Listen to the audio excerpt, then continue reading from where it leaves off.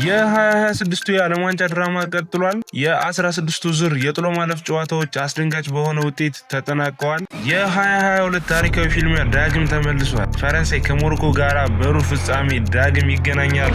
የአትላስ አንበሶች የበቀል ጉዟቸውን ይወጡ ይሆን ወይስ ፈረንሳይ የበላይነትን ታስመሰክራለች? ሰላም ጤና ይስጥልኝ። ስፖርታዊ ዜናዎችን የምታገኙበት ቻናላችን ነው። ለቻናሉ አዲስ የሆናችሁ ሰብስክራይብ በማድረግ ቤተሰብ ሁኑ።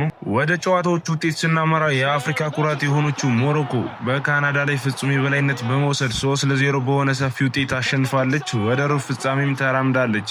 በጨዋታው ላይ ሁለት አስደናቂ ጎሎችን ያስቆጠረው አዚዝ ኡናሂ የጨዋታው ኮከብ መሆን ችሏል። ነገር ግን ታሪክ የተሰራው በሌላ ተጫዋች ነው፣ ብራሂም ዲያዝ።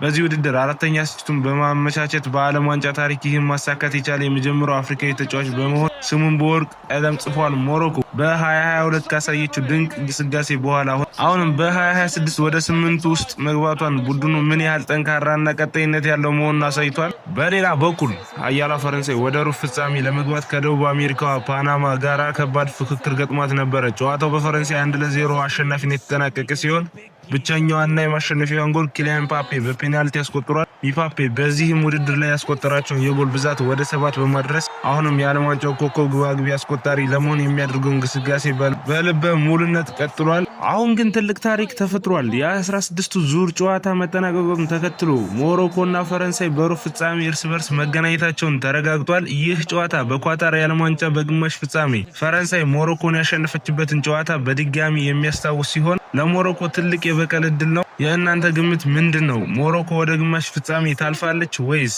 ምባፔና ፈረንሳይ ጉዟቸውን ይቀጥላሉ? ሀሳባችሁን ኮሜንት ላይ አስፍሩልኝ። ስላዳመጣችሁኝ አመሰግናለሁ። ቪዲዮን ላይክ ማድረግ አትርሱ።